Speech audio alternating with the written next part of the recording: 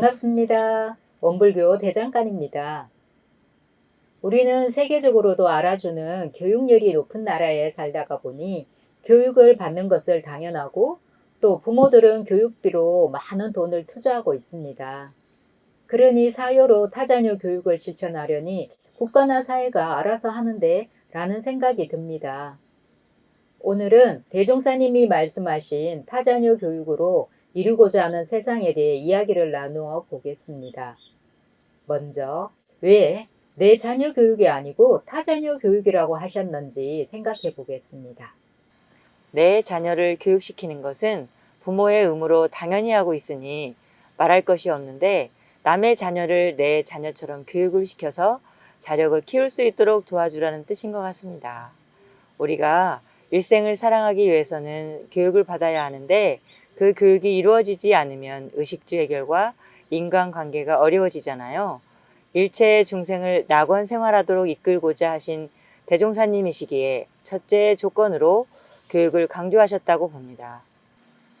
타자녀 교육을 정신으로 교육사업에 헌신을 해놓으면 그 교육을 받은 사람이 자력이 세워져서 사회에서 자리이타의 생활을 잘하고 지자가 되어서 세상에 보온을 하면 우리가 다 함께 문명이 발달된 낙원 세상에 살게 되니 얼마나 좋겠어요. 사요 하나가 잘 실천되면 다른 사요들에게도 영향을 미쳐서 세상 전체가 잘 살게 되는 것 같아요. 자력 양성이 처음 만들어질 때에는 남녀 권리 동일로 남녀가 스스로 권리를 행사할 수 있도록 하기 위해 교육도 받고 의무와 책임도 동등하게 행사하라고 하신 것처럼, 타자녀 교육도 유산자 타자녀 교육법으로 재산 있는 사람이 자식이 없을 때 자식이 없는 것만 탓하지 말고 타 자녀라도 교육을 시켜서 이 사회 발전에 기여할 수 있도록 하라고 하신 것 같아요. 이것을 확대해서 모든 사람들이 다 타자녀 교육에 힘을 쓰도록 사업화시켜 놓으셨죠. 사실 내 자식의 교육을 위해서 교육비가 많이 들고 오랜 기간 교육비를 대어야 하니 타자녀 교육을 위해 다시 일을 할 여력이 없어요. 제 노후 준비도 안 되어 있으니 엄두를 못 내겠어요. 우리가 내는 세금들이 교육비로도 들어가니 간접적으로 타자녀 교육 사업에 동참한다고 봐도 되지 않을까요? 제도적으로 이렇게 만들어 놓은 거죠. 사실 교육의 중요성은 더 언급할 필요가 없이 누구나가 다 알고 있죠. 교육에 따라 개인, 가정, 사회, 국가, 세계의 흥망승세가 달려 있잖아요. 요즘에 들어서는 교육의 방향이 어디를 향하고 있는지를 문제 삼고 있습니다. 대종사님이 말씀하시는 교육은 어떤 교육일까요? 인성과 기술이 잘 겸비된 인재를 양성하는 교육이 아닐까요? 사실 학교라는 제도적 공간이 만들어지면서 교육의 양적 증가가 크게 이루어진 반면에 인성교육이 빠지는 상황으로 변해왔죠. 연봉이 높은 직장에 취업을 잘 시키는 학교가 좋은 학교로 인정을 받으면서 학교의 수업 과목이 달라지고 학과가 폐과되는 등 학교는 취업 준비생을 키워내는 공간으로 바뀌었지요. 의식주를 해결하기 위한 교육기관이 된 거죠. 도학과 과학을 병제해야 하는데 물질을 쟁취할 수 있는 교육만 살아남게 된 것이죠. 물질이 발달된 사회에 그 물질을 사용하고 살려면 그 물질을 사용할 만한 돈을 벌 수 있는 능력을 갖춰야 하는데, 그 능력받은 교육만 받으면 물질의 노예가 돼버리죠. 현재 우리가 그러하다고 볼 수 있지요. 그래서 대종사님이 원불교라는 이 종교를 열어 물질의 노예가 되어가는 사람들의 정신을 깨우쳐 정신이 주인이 되어 물질을 선용할 수 있도록 교법을 내어놓으셨죠. 그러니 학교에서 이 교법, 즉 도학 공부를 같이 가르쳐야 하는 거죠. 그랬을 때 자신이 받은 그 교육의 지식들이 개인의 것이 아니라 선조들의 산물임을 알아 다시 사회에 환원해야 함을 깨닫게 되는 거죠. 우리가 도학교육을 통해 사은의 은혜로 현재 이렇게 성장함을 절실히 알게 된다면, 자신이 갖고 있는 지식이나 권위나 물질을 나만 위해서 사용하는 것이 아니라 공익을 위해 사용되도록 하겠지요. 그러면 자연 사회의 세상이 건설되어 모든 사람이 낙원 생활을 할 수 있겠지요.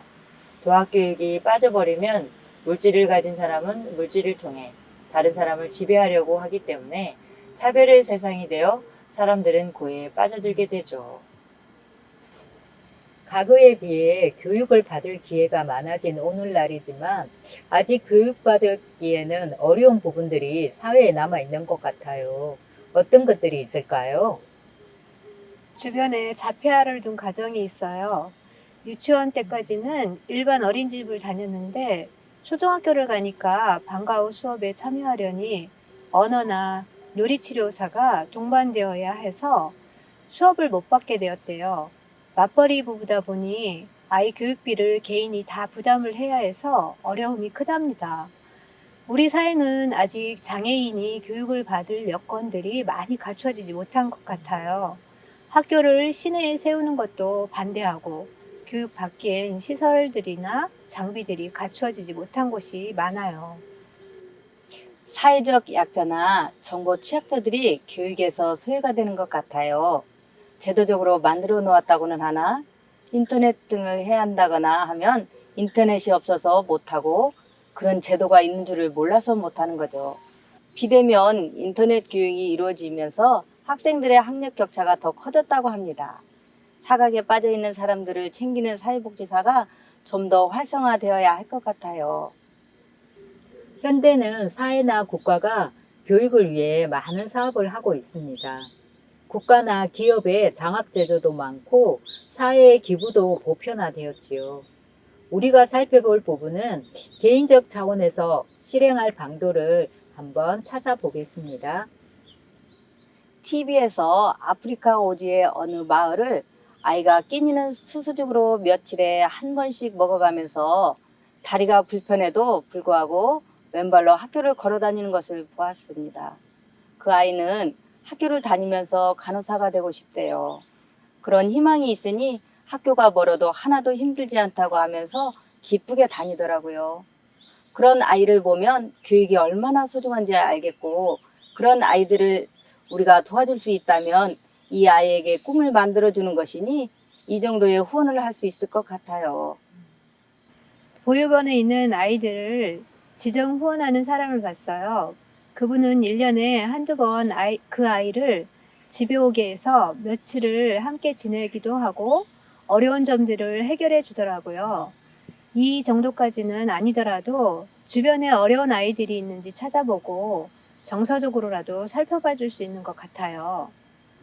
교단에서나 사회, 국가, 세계에서 타자녀 교육의 조목을 실행하는 사람들은 그 공적을 따라 표창도 하고 대우도 하여 주라고 하셨는데 최근 우리 교단에서는 청소년들에게 장학재단을 설립해서 장학금을 주신 분이 열반하셔서 교단장으로 장례를 해주는 것을 보았습니다. 그리고 최근에 열반한 지인 언니는 매년 돈이 모이면 대학교에 장학금으로 보냈더라고요. 알게도 하고 모르게도 장학금을 보내시는 분들이 있으신 것 같아요.